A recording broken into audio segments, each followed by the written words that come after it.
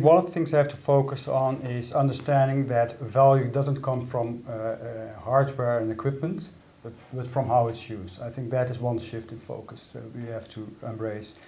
I think another thing we have to better understand is as soon as we start moving away from transactional business, but more partnering with clients, which means it's about integrating, having our operations integrate, because that's where ultimately the value comes from, that the interdependency becomes much higher, the relationship you have with your clients is going to be completely different.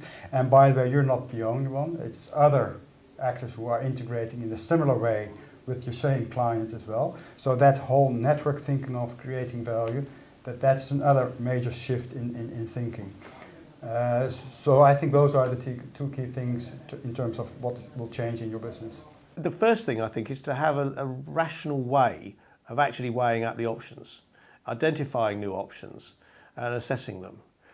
And there are techniques which we can share in the workshop, for example, about how to do that, how to think radically about the nature of relationships, where value is created, and how you can perhaps change that network that you're dealing with and exploit new partnerships that could do something different.